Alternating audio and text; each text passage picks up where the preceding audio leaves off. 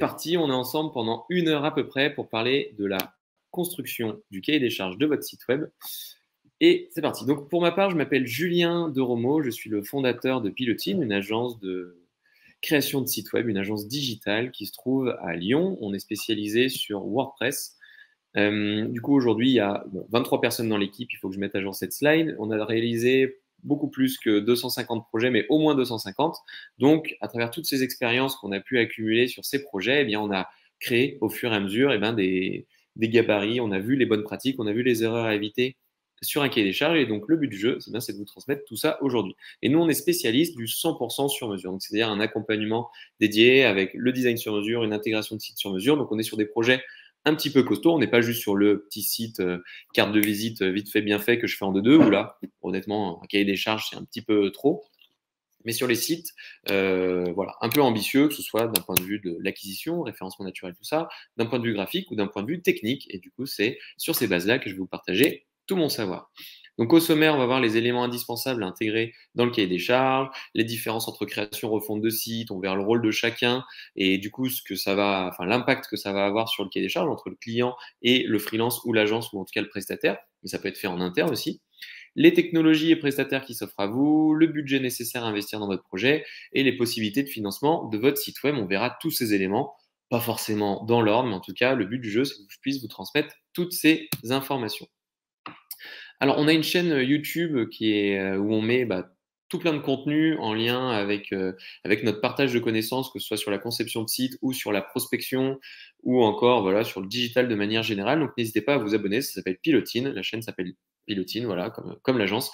Vous pouvez la trouver sur YouTube. Et n'hésitez pas à m'ajouter aussi sur LinkedIn si on n'est pas encore en contact, puisque voilà, si vous avez la moindre question en lien avec ce webinaire ou en lien avec tous les autres contenus qu'on peut diffuser chez Pilotine, et que vous avez une petite question, un commentaire à faire, et moi je suis très preneur et avec grand plaisir pour rejoindre votre communauté sur LinkedIn.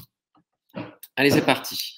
Alors, pour poser les bases, quand vous faites un projet, alors dans ce cas-là un site web, eh bien, votre prestataire ou la personne en interne, si vous faites le projet en interne, mais en tout cas, elle va vendre du temps. Elle va vendre une solution aussi. Imaginons, vous achetez un truc prêt à l'emploi, genre un stylo. Effectivement, le stylo, il a pris du temps à faire, mais après, une fois qu'il a été créé, on va vendre la solution prête à l'emploi. Donc ce stylo, après, il va coûter quelques centimes une fois qu'on l'a créé. Mais si vous devez faire un stylo sur mesure, donc c'est là, si vous devez faire un stylo vraiment sur mesure adapté à vos besoins, eh bien en général, le prestataire, il va prendre du temps. Il y aura aussi du matériel, il va avoir un petit peu de caoutchouc, un petit peu de plastique. S'il est écolo, il va mettre du liège et du bois et je ne sais quoi. En tout cas, ce stylo, si vous le voulez en sur mesure, si vous voulez votre stylo fait par rapport à vos besoins, eh bien du coup, il va vendre du temps. Donc c'est à vous de voir si vous préférez choisir une solution prête à l'emploi, comme ce stylo, ou plutôt, si vous avez un projet un peu plus complexe en disant oui, mais moi, mon stylo, dedans, j'aimerais mettre je sais pas quoi, puis là, je veux pas que ce soit rouge, mais que ce soit bleu, et puis ainsi de suite. En gros, vous voulez quelque chose de sur mesure, et bien là, on va être sur de la vente de temps. Donc, il faut bien que vous preniez ça en compte, c'est-à-dire que si vous avez un projet très simple qui rentre dans des cases qui ont déjà été cochées 150 fois et qu'il y a juste à faire un copier-coller, forcément, vous allez acheter une solution. Si par contre, vous avez un projet un peu ambitieux qui est là sur mesure, et bien, votre prestataire vend du temps. Et le but de ce cahier des charges, eh bien, c'est de définir l'intégralité de ce que le prestataire doit faire pour qu'il puisse provisionner le bon nombre de temps, enfin, le temps nécessaire à réaliser le projet. Et derrière, ça va forcément avoir un impact sur le budget. On va revenir très rapidement sur le budget pour un petit peu combien ça coûte et on va repartir sur le cahier des charges. Alors, vu qu'on est sur du temps, on a différentes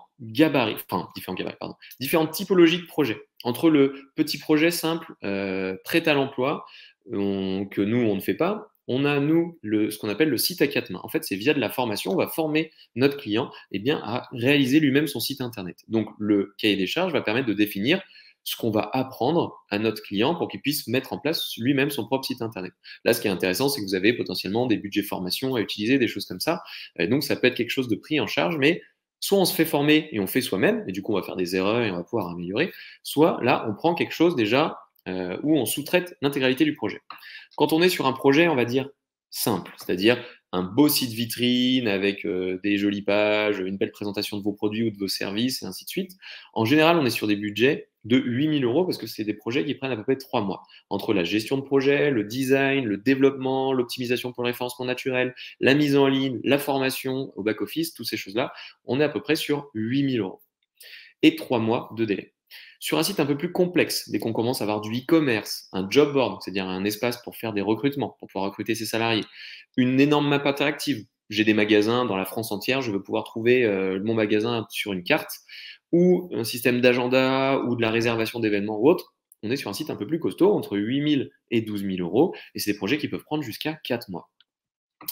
Après, nous, on a la gamme catamaran. Donc là, c'est les sites avec beaucoup de contenu, où on commence à avoir des systèmes d'abonnement, des systèmes de gestion. On va avoir un site qui se synchronise avec votre base de données dans votre entreprise, avec votre ERP, qui va faire remonter les produits, les choses comme ça. On va avoir du e-commerce, on va avoir pas mal de choses. Là, on est sur des sites entre 12 et 20 000 euros et ça prend 4 à 6 mois. Et le yacht, là, c'est le site très compliqué avec plein de choses, des fonctionnalités sur mesure. On est à partir de 20 000 euros en général et ça peut prendre 5 à 10 mois. On a même des projets qui peuvent prendre plusieurs années parce qu'ils vont être découpés en plusieurs phases. À ça, on ajoute pas mal de choses, et notamment, je parlais dans le sommaire de la refonte. Quand on est dans le cadre d'une création de site, eh bien, on a tout à créer, on a tout à inventer, donc en gros, c'est carte blanche et on part d'une feuille blanche. Quand on est dans le cadre d'une refonte, il faut penser à beaucoup de choses en lien avec le transfert des données de votre site, de votre ancien site vers le nouveau. Donc la refonte de site, il faut savoir qu'il va falloir importer les contenus, importer, si vous êtes dans l'e-commerce, les commandes, vos clients, vos devis, tous ces éléments-là. Faire les redirections, c'est-à-dire que vous aviez un site qui était bien référencé sur Google, par exemple, vous voulez transférer tout ce référencement et ne pas perdre tout, et bien, il va falloir faire les redirections. Chaque page doit être redirigée vers la nouvelle page. Les anciennes pages doivent être redirigées vers les nouvelles. Tout ça prend forcément du temps aussi, et à ça, ça ajoute du temps au projet. Donc là, on peut avoir 1 mois de plus à compter sur le projet quand on est dans le cadre d'une refonte par rapport à une création, parce qu'il va falloir se poser pas mal de questions, réimporter les contenus, il y a pas mal de choses à faire. Bon, après, vous pouvez aussi vous former, rajouter des vidéos, des plugins, des connexions, tout ça rajoute du temps au projet. Mais ce qui est important, c'est qu'entre un projet fait de base en création ou via une refonte, la refonte est toujours un peu plus complexe, donc à prendre en compte. Et sur votre cahier des charges, on va revenir dessus après, mais c'est de dire qu'est-ce que je souhaite récupérer de mon ancien site pour le mettre sur le nouveau. Et après, bien entendu, si votre site il demande beaucoup de travail d'un point de vue des animations, si vous voulez un site un peu voilà, avec l'effet waouh, des animations dans tous les sens, un truc un peu expérientiel, forcément, ça va prendre aussi du temps. Et donc, du coup, plus vous avez d'animations, plus votre site est expérientiel, plus il va être long à développer. Et vu que le temps, c'est de l'argent, plus votre site va coûter cher. Donc, à prendre en compte aussi dans le cadre de votre cahier des charges. Il faut penser aussi, dans le cadre de son cahier des charges, à la maintenance et la TMA. Donc TMA, ça veut dire tierce maintenance applicative. C'est-à-dire qu'en gros, votre prestataire ou en interne, vous allez dédier du temps à faire les mises à jour du site, à corriger des bugs qui ont été générés sur votre site. Par exemple, nous, on travaille avec WordPress. WordPress, il y a des mises à jour régulières. À chaque mise à jour, potentiellement, ça peut défaire 2-3 éléments. Donc, du coup, on va mettre ça en place. Imaginons demain, votre site, votre voiture, vous voulez être transformé en électrique, c'est une évolution, c'est de la maintenance de votre voiture. Bon, il y a la vidange et tout ça, bien entendu, mais vous voulez la passer en électrique, forcément, il va falloir faire des adaptations. C'est pas juste en mode, je clique sur un bouton et pouf, elle passe en électrique. Vu qu'elle passe une énorme étape dans sa vie de voiture, ça demande un petit peu de boulot. La maintenance, l'hébergement et justement toutes ces évolutions, vous pouvez compter en général un budget entre 100 et 200 euros par mois pour gérer tous ces éléments-là, encore une fois, sur un projet un peu ambitieux, sur mesure. Si vous avez un tout petit site où il y a besoin de faire quelque chose de prêt à l'emploi, ça vous coûte beaucoup moins cher que ça. Mais sur des sites un peu costauds, on est sur ce genre de budget. Bon, on va venir aux éléments indispensables à intégrer dans votre cahier des charges. Alors, il y a 5 éléments de l'UX. L'UX, ça veut dire User Experience ou expérience utilisateur. Et en fait, c'est intéressant parce que ces éléments-là se retrouvent et il faut les mettre dans votre cahier des charges. En A, bon là c'est dans l'autre sens, mais en A, on a la stratégie. Donc la stratégie, c'est la base de votre projet. Sur la base de votre projet, pourquoi je veux faire ce projet-là, quel est l'intérêt, machin, dans quel cadre se fonde la stratégie, la mise en place de ce site-là. En 2, c'est le périmètre, de définir dans quel cadre je veux mettre en place ce site, donc le périmètre du projet. Ensuite, on a la structure même du site, comment structurellement mon site va être organisé. Ensuite, le squelette du site, à quoi il va commencer à ressembler, où va être placé mon contenu, ma vidéo, tous ces éléments-là. Et après, la surface, donc c'est les éléments graphiques. Et en fait, pour chacun de ces étages, pour ces 5 étages, il va falloir donner des précisions dans votre cahier des charges pour que le prestataire puisse avoir toutes les informations. Allez, c'est parti. Donc, la stratégie. Donc, ça reprend plusieurs éléments. Le benchmark, donc dire, j'analyse l'existant, donc mon site actuel, si je suis dans une refonte, la concurrence, tous ces éléments-là. Comment mon site va évoluer au sein de des autres sites qu'on peut trouver sur Internet. Est-ce que je souhaite me différencier? Est-ce que je souhaite justement faire exactement comme les autres? Est-ce que je prends de l'inspiration? Est-ce que je veux complètement innover? Et ainsi de suite. Ensuite, il va falloir définir aussi vos personas. Donc, c'est bien dans votre cahier des charges de parler de vos personas. Les personas, c'est juste la cible, votre prospect type. Il peut y avoir plusieurs personnes. Par exemple, chez Pilotine, donc on fait des sites internet, donc notre prospect type, ça va être le dirigeant qui veut refaire le site de sa boîte de genre PME industrielle. Mais on peut avoir aussi le responsable marketing, qui est un autre persona qui va être vigilant à d'autres éléments. Et on va aussi avoir, par exemple, les futurs salariés. Notre site, il doit parler autant au dirigeant, on va dire le décideur, autant à la personne qui va bosser avec nous, le responsable marketing, et autant aussi à des salariés qui voudront un jour travailler avec nous. Donc on a 3 personas. Il faut définir un petit peu toutes les cibles auxquelles s'adresse votre site internet. Ensuite, la partie ergonomique. Voilà. Comment je vais organiser mon site? Donc là, plus le site est technique, plus on va avoir quelque chose d'avancé ici. Honnêtement, si on est sur un site vitrine ou e-commerce simple, les besoins ergonomiques vont être assez simples. Mais si on veut faire une application métier, si on veut faire un outil un peu avancé, il va falloir faire un gros travail sur l'ergonomie. Quel est le besoin de mon utilisateur? Comment il va utiliser mon site? Qu'est-ce qu'il va en faire? Et ainsi de suite. Et après, définir ses objectifs. Est-ce que je veux trouver plus de clients avec ce site? Est-ce que je veux aller à l'international et attaquer de nouveaux marchés? Recruter plus de talents grâce à mon site? Est-ce que je veux vendre avec mon site, juste me la raconter complètement et valoriser mon ego ou je ne sais quoi? Il y a plein d'objectifs qui peuvent se cacher derrière la création ou la refonte d'un site internet. À vous de décider le vôtre. Au niveau du périmètre, donc là, on va faire un petit peu un inventaire. Donc en gros, qu'est-ce qu'on veut vraiment faire, quelles vont être les fonctionnalités que vont faire notre site et ainsi de suite. Donc dans ce périmètre, on va avoir souvent le cadre du projet, on va surtout y retrouver le coût et le délai. Parce que bien entendu, à chaque fois, donc là c'est en gros les parties prenantes du projet, si on met tout le monde autour de la table, on veut le truc le moins cher possible, avec le plus de fonctionnalités possible, qui est super beau, mais en même temps qui est super simple, qui fait un truc haut de gamme, mais honnêtement, mais derrière qui montre que c'est low cost, j'en sais rien, mais on a dans tous les sens, donc on a un couteau suisse de 150 km de long, alors qu'en général, l'utilisateur, il a besoin de pas grand-chose. Donc à vous de définir par rapport à votre projet, quels sont vraiment les éléments très importants de tout ce qui est accessoire et qu'il faut du coup éliminer. Au niveau de la structure, il faut que structurellement votre site soit simple. Exemple, là on a une petite BD, il dit alors ici tu as le système de classement de l'environnement partagé. Donc il est en train de lui montrer un truc pour gérer tous les documents. Il est divisé en 12 catégories, contenant chacune entre 3 et 8 sous-catégories. Donc on a des classements dans tous les sens, avec des chemins d'accès personnalisés pour simplifier la recherche et ainsi de suite. Il dit mais bon, en général, on met tout dans divers, ça va plus vite. Ça arrive sur beaucoup de sites, notamment plus le site devient technique et plus on est dans une startup ou en mode on dit alors je vais mettre telle fonctionnalité, mais je pense qu'aussi mes utilisateurs ils ont besoin de ci ou de ça ou ça ou ça. Eh bien, souvent, on va développer beaucoup de fonctionnalités qui servent à rien. Donc, il faut rester simple dans la définition de ses besoins et toujours commencer par une version 1 de son site web en disant la fonctionnalité principale, c'est que les gens vont se connecter et ils vont trouver la liste des restaurants. Par exemple, si on a un site où on doit avoir un annuaire de restaurants, ils vont trouver juste la liste des restaurants, ils peuvent les contacter en appuyant sur le téléphone. Après, plus tard, on pourra rajouter le truc où ils pourront réserver en direct. Après, on pourra rajouter le truc où ils pourront mettre des notes ou je ne sais quoi, mais il faut essayer de cadencer son projet. Sinon, à la fin, on a fait un truc super chouette et puis on va utiliser 10% du projet. C'est arrivé avec nos clients énormément de fois, surtout dans les premières années, où on avait du mal à les cadrer et on disait juste oui, oui, oui, ok, on s'occupe de tout. On avait vraiment du mal à cadrer nos clients. Il y a un client qui dit juste moi j'ai besoin de ça, ça, ça, ça, ça, alors qu'on sait pertinemment qu'il ne va pas en avoir besoin. Aujourd'hui, on insiste pour lui expliquer les tenants et aboutissants, mais si quelqu'un veut vraiment aller jusqu'au bout de son idée, en général, on jette pas mal de choses à la poubelle. C'est arrivé sur de nombreux projets qui ont été faits par le passé ou qu'on a vu faire, dont on n'a pas été le prestataire, mais on a vu faire derrière. Au niveau de la structure, là, il va falloir commencer à concevoir la navigation, les parcours utilisateurs aussi, tous ces éléments-là, penser au référencement naturel, penser à votre stratégie de contenu. Est-ce que je vais avoir 1 million de pages ou est-ce que je vais avoir juste 10 pages bien structurées? Donc, toujours dans la structure, on pense aussi à ces éléments-là, le référencement naturel, la création de contenu. À savoir, plus vous allez vouloir mettre de contenu sur votre site, plus ça va vous prendre du temps aussi. On a dit tout à l'heure que le temps, c'était de l'argent et notamment, ça a augmenté le devis potentiel du prestataire, mais c'est aussi du temps à provisionner de votre côté. Donc, attention à ne pas vouloir mettre trop de contenu sur votre site web, parce que plus vous allez penser à plein de contenus, plein de pages, des catégories, des sous-catégories, des trucs dans tous les sens, plus en fait vous allez devoir taffer.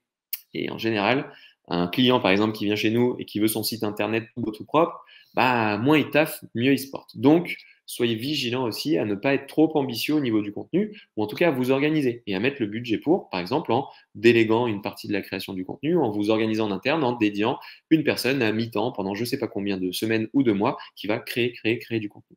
Lors de la refonte du site de Pilotine, par exemple, on a mis à peu près une centaine d'heures quand même pour la création de contenu. Donc, ça prend du temps. Soyez vigilants et provisionnez ce temps-là. Au niveau du squelette, cette fois-ci, donc là, on touche à la partie ergonomique. Encore une fois, hein, et c'est la même chose depuis le début, le fameux KISS, ça veut dire Keep It Simple and Stupid. Donc, en gros, gardez ça vraiment simple et le plus stupide possible. Typiquement, on voit un produit Apple, en général, c'est juste on a le bouton, on lance le truc. Bon, c'est cliché, hein, c'est plus compliqué que ça, mais les fonctionnalités restent simples. On appuie, on tourne la molette, ça augmente le son, terminé, bonsoir. Un produit Google, ça va être très simple aussi. On a un champ de recherche et je clique sur Trouver. Ils n'ont pas tout compliqué. Si vous allez sur d'autres navigateurs, d'autres moteurs de recherche, ben vous allez voir, des fois, il y en a certains, ils sont un peu plus compliqués que la vie. Ils sont un peu plus compliqués la vie que Apple. Apple, il a fait ça simple. Et en général, on va trouver ça sur les arborescences ou en tout cas sur les gabarits que vont nous proposer nos prospects. Ils viennent avec nous en disant bah voilà, j'ai pensé à ça, qui va être un mix de tel site avec tel site avec tel site. Du coup, je vais mettre 150 champs, il y aura 18 millions de boutons, ça va aller dans tous les sens et tout ça. Mais par contre, ça va être super génial pour l'utilisateur. Il aura accès à tout, tout, tout.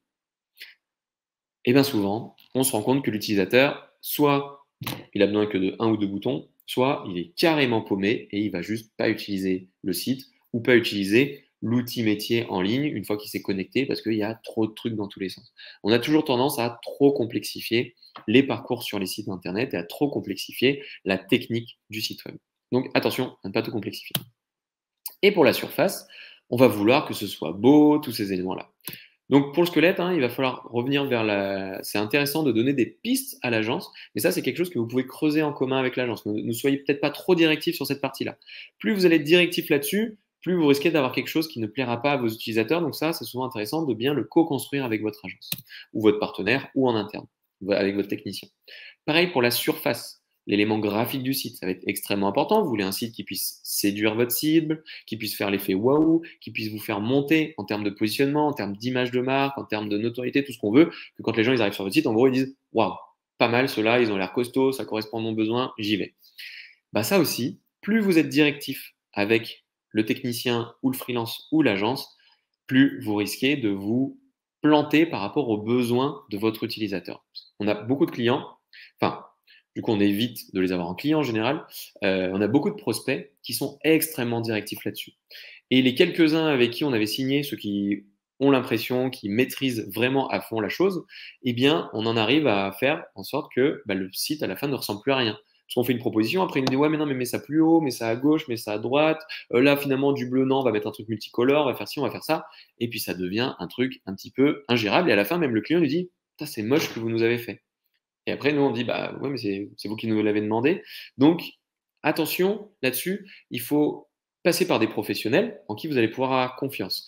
Bien creuser avec eux et co-concevoir la stratégie derrière. Donc, c'est-à-dire, vous, il faut que vous donniez des sources d'inspiration. Il va falloir que vous allez chercher des sites qui vous intéressent, en disant, ça j'aime bien, ça j'aime pas du tout, c'est nul, et tout ça. Par contre, de là, être trop directif et casser le travail un petit peu du designer et à la fin arriver à un constat pas top, ça c'est dommage. Donc, il faut vraiment co-construire parce que le prestataire lui-même, il ne sait pas tout de votre métier. Donc, c'est important que vous lui fassiez remontrer des infos de votre métier. Mais il faut plutôt essayer de donner une direction au design plutôt que d'être trop insistant ou de vraiment dire exactement quoi faire. Sinon, honnêtement, faites votre design et allez chercher un technicien qui va juste le réaliser. Mais si vous avez un projet un peu ambitieux et vous savez que ça nécessite des compétences graphiques, eh ben, soyez en confiance avec votre prestataire et faites-vous correctement accompagner.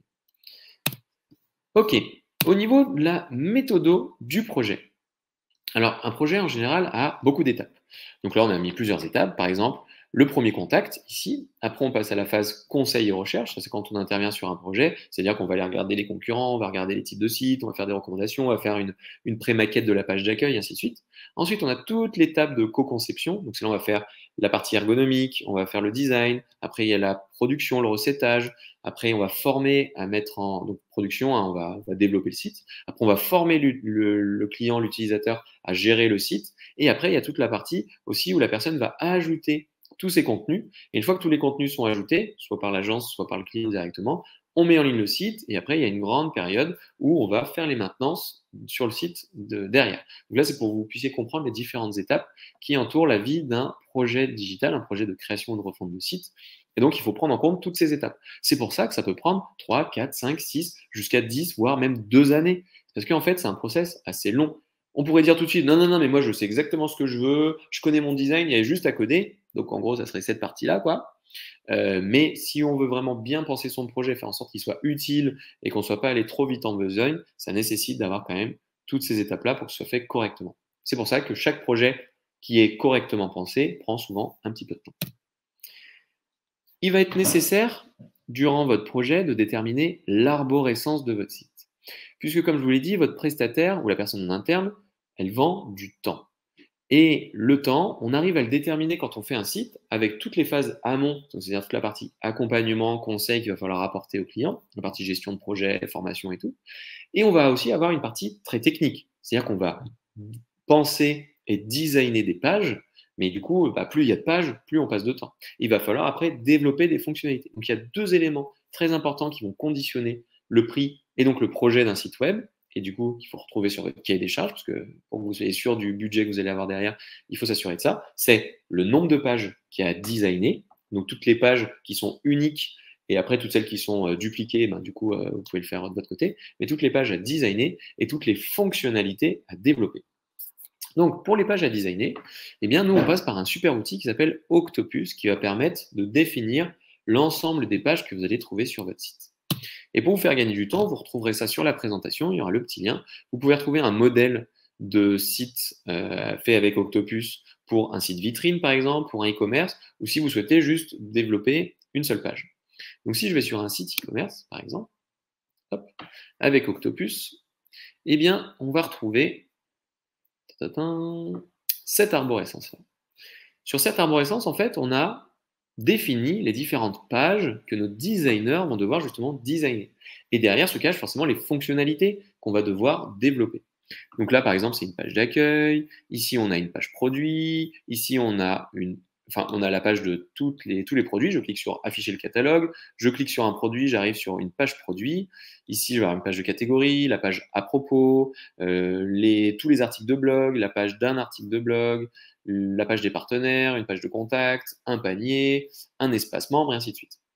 Et en fait, eh bien, toutes ces pages-là, donc j'ai juste à compter, 1, 2, 3, 4, 5, 6, 7, 8, 9, 10, 11 et 12, toutes ces pages-là, en fait, vont nécessiter un design, puisque notre client va valider le design avant qu'on puisse, après, intégrer tous ces éléments. Donc forcément, plus vous avez de pages différentes, plus le prestataire va prendre de temps pour faire le design. Et plus le prestataire sait exactement ce qui se trouve sur votre site, moins il va se tromper quand il va provisionner le bon nombre de jours, et du coup le temps associé et donc le budget associé à votre projet. Ça évite en fait, en travaillant ces éléments-là, d'avoir les petits quiproquos en mode « Attends, j'avais pas compris, en fait vous avez 150 pages, moi j'avais prévu d'en faire 12. » Ah ben non, on en a 150, effectivement, regardez, c'était caché, c'était là. Une arborescence permet de limiter toutes ces incompréhensions-là. Et même pour vous, ça va vous permettre de visualiser votre projet et de dire « Ah ok, en fait mon projet est tout petit. Oh putain, il est vraiment très très gros mon projet. » Sachant que, vous voyez ici, il y a un petit effet là, on voit qu'il y a plusieurs pages. C'est-à-dire que quand vous avez plusieurs pages qui vont avoir le même design, par exemple, vous avez 150 produits, on ne va pas designer 150 pages, bien entendu. On va designer une page, la page produit. Donc, toutes les pages qui peuvent se répéter, se répliquer, eh bien, c'est bien de l'indiquer en disant ça. Nous, on appelle ça une single. On dit que c'est une single produit, donc une page unique, enfin, une page une, mais du coup, ça veut dire qu'on peut en avoir plusieurs. Après, on peut les dédupliquer. Nous, on sait qu'on va designer une fois le boulot, et après, on va l'intégrer une fois, et derrière, on pourra avoir 150 pages de ce type-là. Alors, par exemple, la page partenaire, on va peut-être en avoir qu'une, à part si je veux que quand on clique, on affiche 150 partenaires et qu'on puisse cliquer sur chaque page de partenaire. Du coup, ici, j'aurais mis un petit plus et j'aurais créé une page après pour un partenaire en dessous. Dans cette arborescence aussi, vous voyez, on voit tout de suite des éléments comme filtre de recherche. Là, notre histoire, on va avoir un petit histogramme. On va pouvoir retrouver... bon là il n'y en a pas trop. Bon là une carte par exemple qui pourrait être une carte interactive. On va pouvoir ici avoir le téléchargement de la newsletter sur la page d'accueil. On voit que sur la partie compte client on va pouvoir accéder aux commandes, aux détails de commandes, aux adresses, aux infos perso. Donc là on va commencer à avoir des bribes d'informations aussi pour les fonctionnalités. Si vos fonctionnalités sont simples, honnêtement, on les verra très facilement sur ce type d'arborescence, si c'est voilà, des filtres, des accès clients, des choses comme ça. Par contre, tout ce qui est multilangue, tout ce qui va être multisite, tout ce qui va commencer à être vraiment en disant ah ouais mais je veux que quand on clique sur ce bouton là, eh ben ça ouvre une fenêtre où les gens ils rentrent leur demande de devis, je sais pas quoi. Soit vous arrivez à matérialiser ça sur ce type d'arborescence, soit il faut juste bien écrire, bien rédiger en disant j'ai besoin de telle fonctionnalité. Mais pour tout ce qui est des pages et des pages à designer, de comment j'aimerais organiser mes pages, eh bien avec Octopus, vous pouvez vous créer un compte gratuitement, eh bien ça donne énormément d'informations à votre prestataire et ça vous donne vous énormément d'informations aussi sur par exemple tous les contenus que vous allez devoir créer. Parce que toutes ces pages, bien entendu, il va falloir trouver un titre, une description, rédiger. Ici, par exemple, il y a des réassurances sur la page d'accueil. Les réassurances, je clique ici, il y a une petite indication, ça va être tous les éléments qui vont rassurer la personne. Par exemple, plus de 2000 heures de R&D, 100% de croissance par an, j'en sais rien. Tous ces éléments-là, il va falloir les apporter pour pas que le designer, quand il va faire les pages, il les invente. Plus vous allez donner le fond du contenu, plus le design va correspondre à ce que vous voulez afficher, plus ça sera facile après de gérer le projet sur long terme. Donc cette arborescence, elle est extrêmement importante, voire capitale pour ne pas se gourer sur le volume du site, avoir le bon chiffrage, faire en sorte que le partenaire, donc le prestataire, puisse vraiment déterminer tout ce qu'il a à faire et qu'il n'y ait pas de quiproquo derrière, et pouvoir derrière faire en sorte que le projet se passe bien, vous puissiez rester dans votre budget et ainsi de suite. Et au moins, si demain vous dites ah ouais, mais en fait, je veux rajouter une page, vous savez vraiment que là, vous rajoutez une page. Et c'est pas dans un flou artistique où il y a des trucs qui se rajoutent, des trucs qui s'enlèvent, et après tout le monde est perdu. On a une vraie trame ici.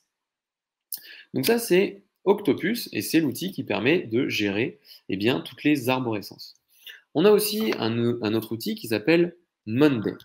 Alors Monday, alors Octopus, je peux vous mettre le lien. Je peux vous mettre le lien par exemple de cet élément-là. Hop, donc c'est la partie cahier des charges, enfin arborescence pour l'e-commerce, je vous le mets dans le chat. Je vais vous mettre aussi le lien vers Monday. Monday, c'est notre outil de gestion de projet. Alors je vais vous expliquer à quoi ça sert. Eh bien de, on va dire, respecter l'outil de gestion de projet de votre prestataire. Il y a plusieurs raisons. Donc c'est-à-dire qu'avec Monday, on va gérer tous nos différents plannings, on va gérer aussi la liste des tâches et on va gérer la liste des retours d'un client. Une fois que le site il est mis en ligne, en fait, eh bien, le client a le droit forcément de faire des allers-retours en disant ah bah finalement j'aime moins ça, j'aimerais changer ça, on a oublié un truc, tiens, il va faire plein de retours. Le risque en n'utilisant pas l'outil de gestion de projet de votre partenaire, c'est que vous allez faire 150 mails, l'appeler 18 millions de fois, lui envoyer des SMS, le mettre sur Slack, lui envoyer des trucs sur Facebook, je ne sais pas quoi. On a des clients, honnêtement, ils nous ont contactés sur 150 trucs différents. Du coup, comment voulez-vous que votre partenaire puisse après gérer vos retours et les implémenter correctement? Et bizarrement, tous les clients qui ne respectent pas l'utilisation de l'outil du partenaire pour faire remonter les petits bugs, les corrections, les améliorations, les retours, bizarrement, à la fin, il dit toujours ah, mais vous avez oublié un truc, pourtant je vous l'ai dit dans le mail 154, regardez dans la pièce jointe, il y avait 18 onglets, et à l'onglet 159, et là, il y avait l'information. Quand vous voulez qu'on gère ce truc-là, c'est impossible. Donc, du coup, il est important. Alors, soit vous trouvez un moyen d'avoir un outil commun, par exemple, vous êtes fan de Trello et le partenaire dit OK, on va utiliser Trello, soit vous utilisez des outils un petit peu professionnels comme Monday, soit juste vous utilisez l'outil qui est utilisé par votre partenaire. Voilà, c'est comme si, je ne veux pas faire de parallèle. Ensuite, en termes d'hébergement, parce qu'il va falloir indiquer tous ces éléments-là aussi. Donc, en gros, pour la slide d'avant, c'est en gros d'expliquer à votre partenaire sur le cahier des charges, donc, comment vous aimeriez gérer le projet au quotidien. Est-ce que vous êtes fan de Excel? Est-ce que vous voulez faire que par mail? Est-ce que vous êtes prêt à utiliser son outil? Derrière, honnêtement, si vous utilisez son outil, le budget, il baisse un petit peu parce que votre partenaire, votre agence, elle sait qu'elle va gagner du temps sur le sujet.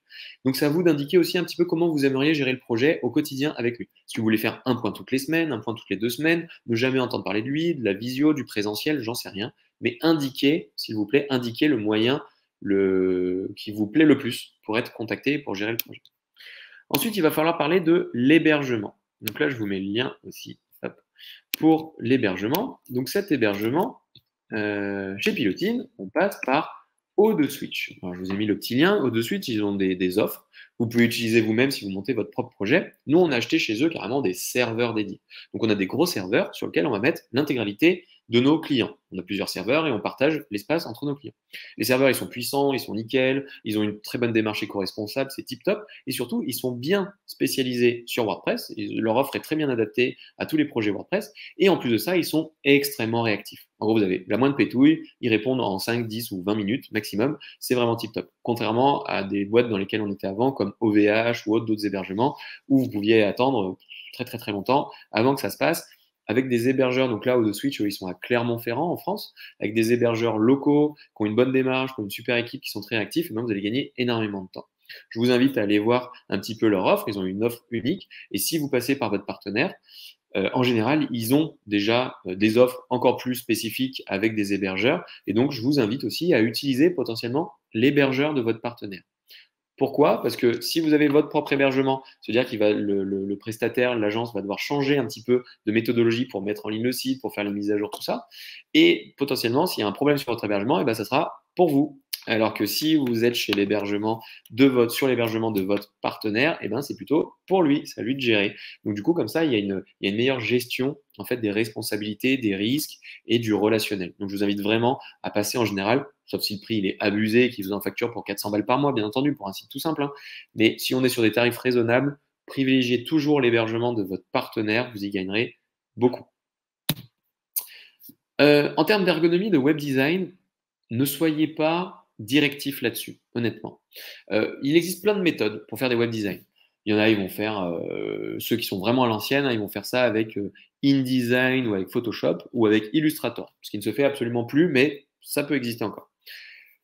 Votre partenaire va potentiellement utiliser Sketch, Figma, Adobe XD. On va savoir que Figma vient d'être racheté par Adobe, donc peut-être qu'ils vont fusionner un jour ou l'autre, j'en sais rien, mais quel que soit l'outil qu'il utilise, à la rigueur, on s'en fiche un petit peu tant que votre partenaire maîtrise l'outil.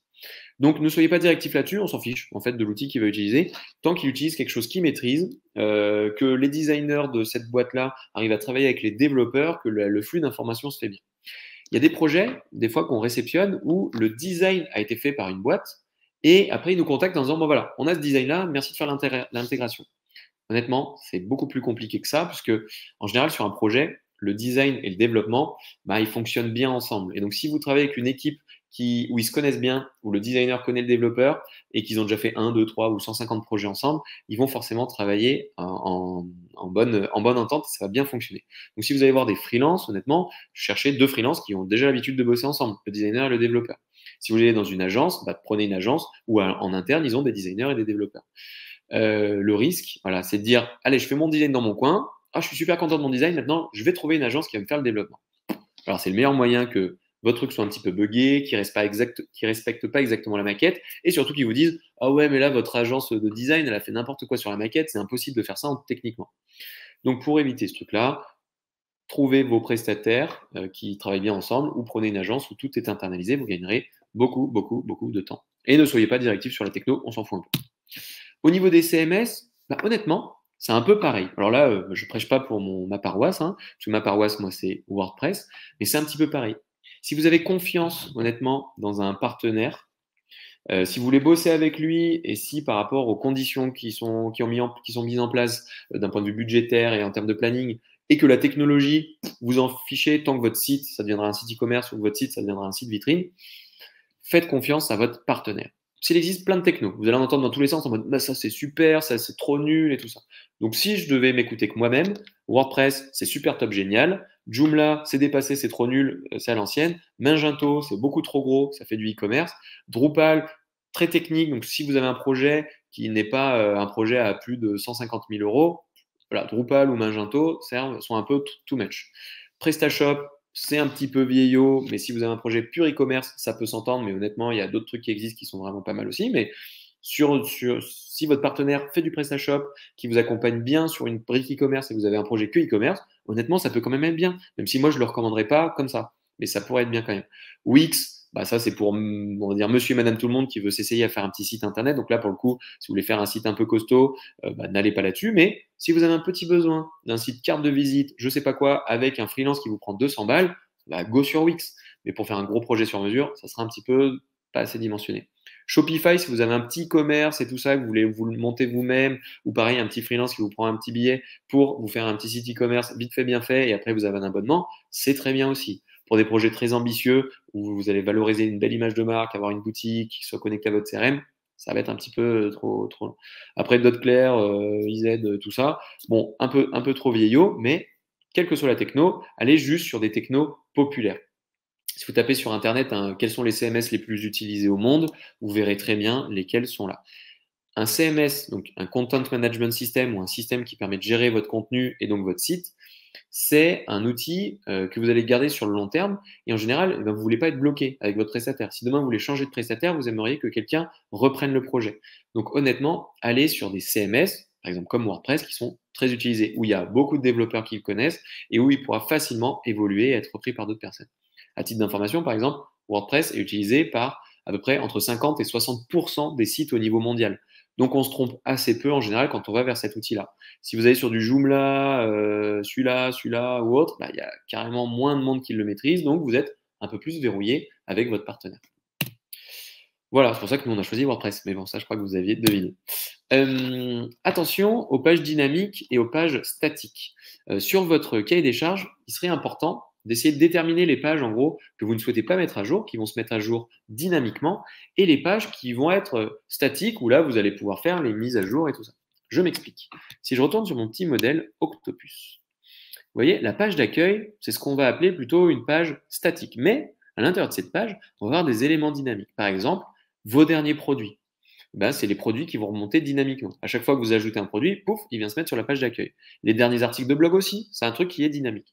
Il est important, je pense, dans le cadre de votre projet, de déterminer quand même ce qui doit être dynamique, les trucs qui vont remonter tout seul, tac, tac, tac, tac, tac, ça se met à jour tout seul comme un grand, et les éléments que vous voulez maîtriser, qui ne se mettent pas à jour tout seul, qui se mettent à jour manuellement. Comme là, le bloc des réassurances. Le jour où vous passez à 24 salariés, vous notez 24 à la place de 23, et puis voilà, c'est mis à jour.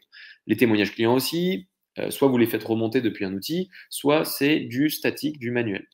Et donc, on a une page, voilà, la page d'accueil, par exemple, ça va être un mix, il y a des éléments statiques, des éléments dynamiques. Mais par exemple, la page, ce qu'on appelle nous d'archives produits, donc le récap de tous les produits, elle est entièrement dynamique. Vous n'avez pas à toucher, normalement, cette page-là quand vous allez gérer votre projet, gérer votre site sur le long terme. Tout se met à jour dynamiquement. Dès que vous ajoutez un produit dans le back-office, pouf, ça se met à jour sur la page archive. Donc la page archive, chez nous, par exemple, produits ou catégories ou je ne sais quoi, elles sont tout le temps dynamiques, c'est-à-dire que vous ne les administrez pas. Par contre, la page d'un produit en particulier, elle va être statique en général. Vous allez mettre à jour sa photo, son titre, sa description, les dimensions, le prix, tout ça, tout ça. Vous allez pouvoir gérer votre produit. Autre cas, on pourrait avoir une page produit qui est justement dynamique parce que toutes les informations de votre produit se trouvent sur votre ERP. Par exemple, vous bossez avec Salesforce ou avec HubSpot ou je ne sais pas quoi, des outils qui vous permettent de gérer des produits. Vous pouvez dire à votre agence, je souhaite que cet élément soit mis à jour dynamiquement. C'est-à-dire que toutes les 5 minutes, il y a un petit robot qui va aller chercher dans votre outil, genre Salesforce, la description, tout ça du produit, et qui va faire les mises à jour directement sur votre site. Donc, essayez de bien déterminer les pages dynamiques qui vont se mettre à jour toutes seules comme des grandes, des pages ce qu'on appelle statiques, c'est-à-dire que vous allez avoir la main dessus et vous allez pouvoir faire un petit peu ce que vous voulez. Parce que forcément, ça va avoir un impact sur votre projet et sur le cahier des charges. Il va falloir indiquer ces éléments-là. Et c'est là où des fois, ça peut coincer un peu et votre agence vous fait des pages statiques alors vous auriez aimé qu'elles soient dynamiques et là vous êtes un peu coincé. Choisissez correctement aussi le mode de gestion dont vous avez besoin. Alors, il existe deux types de gestion de projet en général. En grande gestion de projet, on a la méthode agile et la méthode cascade. La méthode agile, en gros, c'est dire que vous avez un cahier des charges qui est extrêmement flexible, changeant, et du coup, votre budget et le périmètre de votre projet est flexible aussi. Par exemple, vous voulez monter un service hyper innovant pour digitaliser les cartes bancaires. J'en sais rien, vous voulez pouvoir gérer toutes vos cartes bancaires. Bon, ça existe déjà, mais vous dites, en fait, c'est un projet énorme. Donc, du coup, on va construire le projet petit à petit. Donc, vous lâchez 10 000 € le premier mois, il y a 4 développeurs qui viennent, tac, tac, tac, on fait une première version. Après, vous dites, OK, c'est cool, on va rajouter plutôt ça. Hop, Airbus 2 mois, ainsi de suite. Tac, tac, tac, tac. Donc, en gros, votre projet, il est open bar en termes de fonctionnalité et en termes de budget. Donc, c'est à vous après de mettre des limites en disant, là, finalement, on ne développe pas une nouvelle fonctionnalité. On est bien. Avec le premier investissement, je vais déjà tester ça et puis je reviendrai une fois que ça aura marché. Ça, c'est la méthode agile. Pas de cadre au projet, pas de budget dédié et vous avancez en marchant. La méthode cascade, elle est différente. C'est-à-dire qu'on va essayer de prévoir tout dès le début. On ne veut pas prendre de risques. Ni le client, parce qu'il ne veut pas avoir un budget qui augmente indéfiniment, ni l'agence parce qu'elle ne veut pas se retrouver à passer 150 années à développer le projet alors qu'elle avait provisionné 4 jours. Donc du coup, pour ce mode cascade, on va avoir un cahier des charges en amont qui va être figé, on va avoir un budget qui va être figé, et une fois que ces éléments-là sont figés, on avance sur le projet, et bien entendu, vous pouvez rajouter, vous pouvez faire évoluer votre projet au cours de route, mais à chaque fois, on demandera, en gros, OK pour ajouter ça, du coup, ça va prendre tant de temps, ça fera tel budget, on le fait, on le fait pas. Et là, c'est le client qui se décide en disant oui, je le fais, oui, je le fais pas, ou non, je le fais pas. Donc, à vous de déterminer la méthode que vous voulez. En mode agile, il n'y a pas de limite. En mode cascade, vous fixez tout de suite toutes les limites et vous essayez de ne pas sortir de ce cadre-là. Mais bien entendu, le mode cascade, c'est un peu plus crispant, c'est un peu plus aussi stressant pour tout le monde parce que l'agence ne veut pas se faire avoir, le client non plus. Donc du coup, il faut bien travailler en amont le projet, bien déterminer toutes les limites, histoire que le projet se passe bien. C'est pour ça que nous, chez Pilotin, on passe beaucoup de temps à co-construire le projet en amont avec le client, histoire qu'on ait tous la même vision d'ensemble. Alors, les informations préalables à mettre dans votre cahier des charges, et après, je vous donnerai le modèle. Donc, il faut donner votre histoire, votre positionnement, votre cible, votre marché, vos concurrents.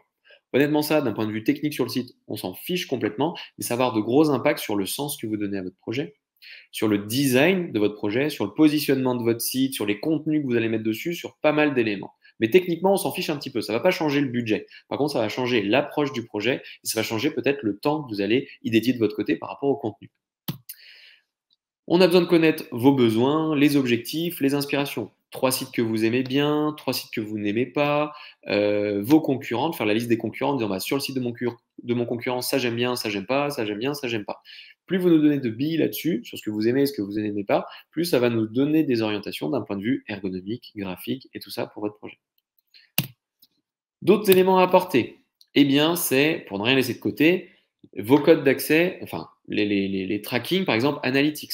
Si vous avez déjà un site et qu'on fait une refonte, il va falloir qu'on puisse faire le même suivi, c'est-à-dire faire en sorte qu'on puisse conserver vos données, votre tracking pour connaître le nombre de visiteurs et tous ces éléments-là. Donc, donnez bien ces accès-là. Si vous avez un site actuel et qu'on doit récupérer des infos dessus, il faut nous donner l'accès souvent au nom de domaine, à l'hébergement, à la base de données. Donc, il faut préparer ces éléments-là. Alors, ne les mettez pas tout de suite dans le cahier des charges, mais vous les enverrez après à votre prestataire. Mais tout de suite indiquer, c'est bon, on a ces accès-là, ces accès-là, ces accès-là qu'on vous donnera. Si vous voulez faire une inscription à la newsletter, pareil, d'indiquer les outils que vous utilisez. Est-ce que c'est Mailjet, Mailchimp? Si vous avez un ERP, d'indiquer aussi le nom et tout ça. Plus vous allez donner tous les outils qui gravitent autour de votre projet, plus l'agence, elle saura exactement quoi faire. Attention aux plugins. Concentrez-vous, parce que sur WordPress, en fait, on a plein de plugins. Vous dites, j'ai besoin d'un agenda, il existe un plugin qui a déjà la fonctionnalité agenda. J'ai besoin d'organiser des événements, il existe un truc.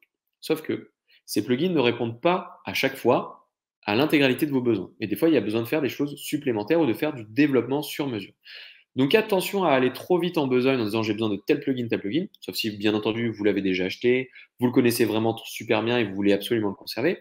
Mais si vous êtes plutôt du genre à dire moi je veux juste gérer mes offres d'emploi, ne dites pas je veux tel plugin, mais plutôt j'ai besoin de gérer mes offres d'emploi. Et comme ça, c'est votre partenaire qui vous fera la meilleure proposition du plugin qu'il connaît ou autre pour gérer cette fonctionnalité. C'est un peu comme le CMS. Hein. Si vous dites non, moi je veux absolument Joomla parce que en 1515 je l'utilisais déjà, votre prestataire il va être bloqué parce que lui potentiellement il ne sait pas faire du Joomla. Donc ne soyez pas trop verrouillant sur les plugins, mais par contre détaillez bien les fonctionnalités et les attentes que vous avez sur le projet. Tous vos fichiers médias, préparez bien votre logo, votre charte graphique, vos photos, vos vidéos, les contenus que vous avez déjà disponibles. Plus vous allez donner d'éléments en amont en disant j'ai tout ça, tout ça, tout ça, tout ça disponible, mieux ce sera. Si vous n'avez pas de logo, pas de charte graphique, indiquez-le tout de suite aussi. Que l'agence, elle sache qu'elle va devoir vous accompagner là-dessus ou qu'elle va devoir faire sans ça. Honnêtement, si vous attendez à ce qu'on fasse un design vraiment super top génial, mais vous n'avez pas de logo, pas de charte graphique, souvent c'est chaud. Donc il faut d'abord travailler par ces éléments-là. Mais préparez tout ce que vous avez à disposition. Pareil sur les réseaux sociaux que vous utilisez, est-ce que vous voulez faire remonter, par exemple, vos photos Instagram sur le site, vos derniers posts Facebook, j'en sais rien, mais déterminez aussi, indiquez tous les réseaux sociaux que vous avez, parce qu'il va falloir qu'on puisse les intégrer sur le site web. Et voilà. Donc, au niveau du contenu du cahier des charges, là, je vous montre un peu les éléments que vous allez retrouver dans un template prêt à l'emploi de cahier des charges que je vais vous envoyer. Donc, il faut retrouver plein d'informations de type le budget, le nombre de jours provisionnés, le nom de l'entreprise, le téléphone, le contact, tout ça. Après, vous voyez le lien vers votre site, l'hébergeur et tous ces éléments-là. Vous allez pouvoir redéfinir tout ça. C'est important aussi de travailler sur le planning. Quel est le planning que vous aimeriez, le planning idéal pour vous, le planning final, hein, Après, bien entendu, avec l'agence, vous allez travailler un rétro-planning qui dit, bah, on commence par ça, après on fait le design, après on fait le dev, après on fait tous ces éléments-là. Tout ça, vous allez le co-construire avec l'agence. Mais par contre, ce qui est important que vous vous donniez, c'est la date de mise en ligne que vous espérez et la date à partir de laquelle vous allez vous décider. Parce que si vous voulez un site pour la fin d'année, vous vous décidez début décembre, bah, honnêtement, c'est un petit peu chaud. Par contre, si vous décidez début décembre et que vous dites on a jusqu'à la fin du trimestre 1 2023 pour mettre en ligne le site, voilà, c'est tout de suite déjà beaucoup plus clair. Donc, indiquez la date sur laquelle vous allez décider avec quelle agence vous allez partir et la date de mise en ligne souhaitée. Pour les aspects techniques, eh ben, indiquez vraiment les outils que vous allez utiliser, indiquez ce que votre site va faire. N'hésitez pas à juste l'expliquer avec vos mots, dire bah, j'aimerais bien que les gens puissent payer avec PayPal et aussi Stripe, mais aussi avec le Crédit Agricole. J'utilise par exemple un CRM donc pour gérer mes utilisateurs, mes contacts, mes clients. J'utilise Zoho. Zoho CRM. Eh ben, j'aimerais que Zoho CRM puisse être lié avec mon site. Comme ça, dès qu'une personne passe une commande, boum, eh ben, ça remonte dans Zoho et comme ça, toutes mes données sont à jour. Voilà, détaillez vraiment les outils que vous utilisez et ce que vous attendez, les mouvements de flux d'informations que vous attendez. J'aimerais que quand j'appuie là-dessus, ça fasse ça. J'aimerais que quand la personne rentre son email, ça fasse ça. Détaillez un peu ces éléments-là. Vous allez aussi détailler, enfin ça vous le ferez en partenariat avec l'agence, ça ne sert à rien d'être aussi technique que ça, parce que par exemple ça c'est un peu notre taf, mais dire sur chaque gabarit, donc sur chaque page, par exemple la page produit, je veux qu'il y ait toujours une photo, ces éléments-là, ou autre. Donc venez avec quelques bribes d'informations, mais vous pourrez finaliser ça bien entendu avec votre partenaire. Par exemple, nous on a des ateliers où on co-construit et on finalise le cahier des charges avec notre client. Donc vous allez mettre plein d'éléments, mais voilà, vous pourriez en soi être très technique et dire je veux un formulaire qui se sauvegarde dans le back-office avec un post type demande, une taxonomie type. Mais là, si pour vous ça commence à être du charabia, honnêtement, faites-le avec l'agence ou c'est l'agence qui gère, vous inquiétez pas, tant que vous exprimez vraiment vos besoins à l'agence. Donc les gabarits de vos pages, ça va être très important. Donc on revient à l'histoire de l'arborescence. Donc vraiment détailler votre arborescence, histoire qu'il n'y ait pas de doute sur votre projet et votre cahier des charges. Avantages et difficultés d'un cahier des charges. Les avantages, c'est que ça va concrétiser et diriger votre projet. Ça va vous permettre de ne pas foncer de tête baissée, ça va vous permettre de vous poser les bonnes questions, de faciliter la communication des éléments entre tous les protagonistes et d'avoir une trace écrite et actée de qui fait quoi. Petit point d'intention, choisissez correctement votre méthodologie. Parce que si vous voulez un mode agile, alors que votre agence elle vous a proposé un truc en mode cascade, là, le fameux cahier des charges et tout fixé, le budget figé, ça va être compliqué. Ou l'inverse, l'inverse va être encore plus compliqué. Faites attention aussi à ne pas trop vous enfermer d'un point de vue technique et à laisser des portes ouvertes pour que ce soit des sujets de discussion avec l'agence. J'ai besoin de telle fonctionnalité, qu'est-ce que vous me recommandez, monsieur le prestataire, monsieur, madame le prestataire. Du coup, il faut vraiment essayer de trouver en fonction de votre besoin, soit vous allez être très directif, vous savez exactement ce que vous voulez, soit laisser des portes ouvertes pour que ce soit une co-construction, une collaboration avec votre partenaire et vous allez co-construire tous ces éléments-là. Mais il faut que vous indiquiez vraiment vos besoins. On arrive vers la fin, donc du coup, je vous mets à disposition un modèle de cahier des charges, donc vous pourrez redemander le lien si vous le souhaitez, si vous regardez tout ça en replay. Sur ce modèle de cahier des charges, eh bien, vous allez pouvoir retrouver tous les éléments dont je viens de parler. Donc, c'est-à-dire que c'est un template, un modèle que vous allez pouvoir reprendre, qui a été mis en marque blanche. Donc, vous allez pouvoir compléter tous les éléments. Il y a marqué, voilà, il faut donner telle info, telle info, telle info. Et il n'y a plus qu'à compléter. Donc, si vous êtes dans le cadre d'un projet de création ou de refonte de site et que vous ne savez pas trop par quel bout le prendre, votre cahier des charges, n'hésitez pas à vous inspirer en téléchargeant ce modèle. Il existe des centaines d'autres sur Internet, bien entendu. Vous tapez modèle cahier des charges, site Internet, modèle cahier des charges WordPress, j'en sais strictement rien. Vous trouvez plein de trucs, mais celui-là, il fait bien le job. Et on a pas mal de nos prospects qui complètent ces éléments-là. Et du coup, ça nous donne beaucoup d'informations. Et en général, le projet se passe largement mieux. C'est beaucoup plus simple à gérer puisque on a déjà pas mal d'éléments sur ce cahier des charges. Donc, n'hésitez pas à télécharger ce modèle de cahier des charges ou demandez-le en commentaire si vous regardez en replay. Et comme ça, on pourra vous envoyer le lien afin de pouvoir penser à tout sur votre projet. Donc, comme je vous l'ai dit, n'hésitez pas à rejoindre notre chaîne YouTube, à nous ajouter sur LinkedIn ou autre. Et je vous ai mis quelques liens d'outils magiques que vous pourrez retrouver sur la présentation en téléchargement. Donc ça, c'est les outils qu'on utilise au quotidien. Vous pouvez en retrouver d'autres sur le site de Pilotine, notamment sur pilotine.com/nos outils magiques, où ça se trouve dans le menu. En gros, tous les outils qu'on utilise au quotidien chez Pilotine, on vous a fait à chaque fois une vidéo démo de voir comment marche l'outil. On vous a mis des liens pour que vous puissiez avoir plus d'informations sur l'outil et un lien pour tester. En général, si on a fait un petit deal avec eux, vous avez même des fois des périodes d'essai, des mois gratos ou des crédits gratuits. Donc, n'hésitez pas à aller voir là-dessus. Plein d'outils pour que ce soit de la prospection, de l'emailing, en lien avec le site internet, des outils de gestion de projet. Mais tout ce qu'on utilise chez Pilotine, eh ben, on vous met en toute transparence nos modes d'utilisation de ces outils-là. Donc, n'hésitez pas à aller retrouver tout ça sur le site de Pilotine pour prendre de l'inspiration. Eh ben, j'espère que vous avez apprécié ce webinar. Du coup, hop, on va passer aux questions-réponses. Donc, n'hésitez pas à poser toutes les questions que je puisse y répondre. Alors, qu'est-ce qu'on a et ils sont français. Donc, Laetitia a demandé si O2 Switch était français. Effectivement, O2 Switch est à Clermont-Ferrand. Donc, ils sont français, vraiment tip-top et très facile. Donc, est-ce que chez Pilotine, on travaille en cascade? Alors, nous, on a fait une méthode un peu différente, mais qui s'inspire énormément de la méthode cascade. Donc, c'est-à-dire qu'on fait un mix entre le cascade et de l'agilité. Parce que les clients ont quand même besoin d'agilité. Parce que le truc où on a décidé un jour d'un cahier des charges figé, et en fait, on développe ça, même si au final, au bout du compte, c'est une grosse bêtise, on évite d'aller quand même dans ce schéma-là. C'est ce qu'on appelle le mode tunnel, ou en mode, on a défini ce qu'on faisait, après je me mets dans un tunnel, je fais ça pendant 4 mois, et après je dis, regardez à quoi ça ressemble.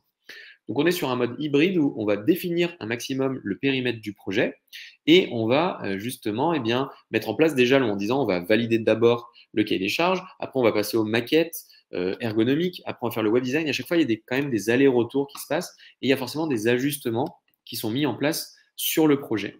Et ces ajustements-là, en fait, nous, on a un petit compteur, on dit, bon, bah là, on a gagné du temps, là, on a passé plus de temps. Et en fait, on fait un petit équilibre à la fin en disant, bon, bah, ce qu'on a gagné et ce qu'on a perdu, finalement, on s'en revient à zéro, donc on n'est pas mal. On fait ce qu'on appelle des avenants au final sur le projet. Donc, les chefs de projet font en sorte de gérer que les plus et les moins s'équilibrent à chaque fois. Si un client, par exemple, vient nous voir en disant, sur mon site vitrine, bah, finalement, je veux rajouter du e-commerce. Bon, bah là, on est là sur un gros plus. Donc forcément, là, on va passer sur un devis complémentaire, on va reparler, on repasse sur une étape un peu commerciale. Par contre, si le client nous dit, ouais, bon, là, en fait, telle page, j'en ai plus besoin, mais j'aimerais rajouter telle page, on reste complètement ouvert. Si on sait que nos plus et nos moins vont s'équilibrer, on reste ouvert et on va faire des petits avenants réguliers ou un gros avenant à la fin en disant, bon, bah, on est bon, on est à l'équilibre et du coup, on va mettre le plus possible d'agilité dans nos projets pour répondre vraiment aux besoins des clients.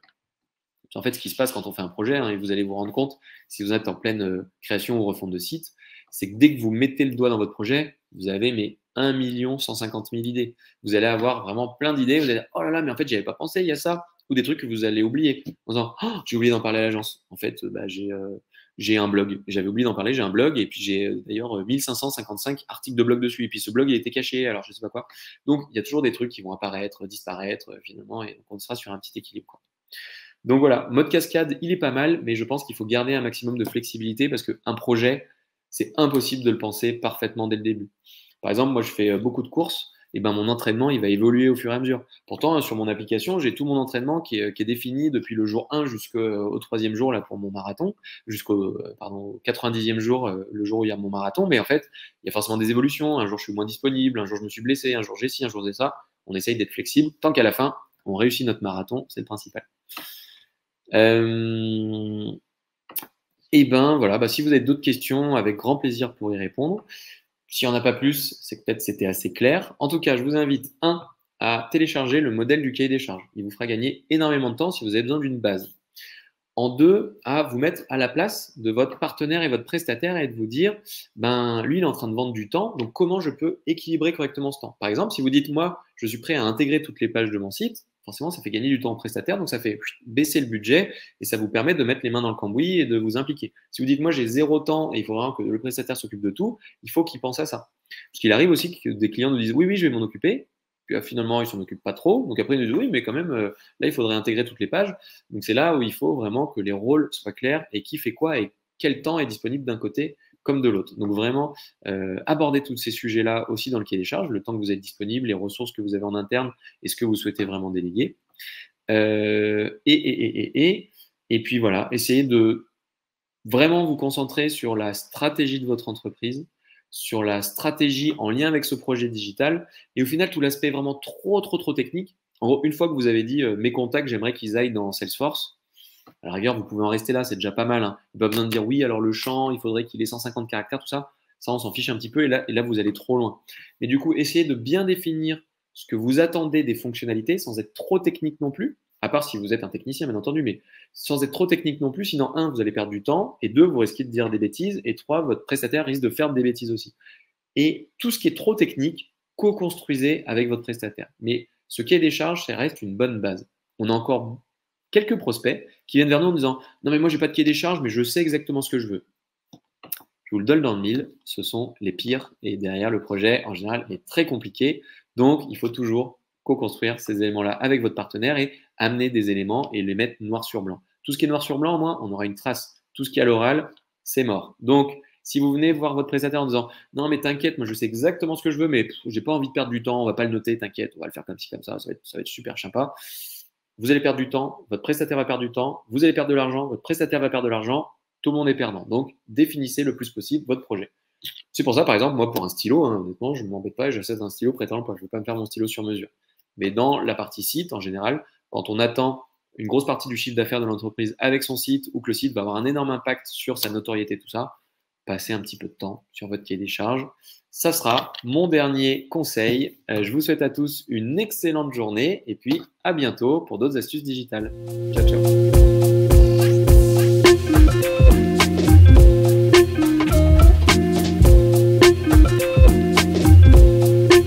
Artlist.io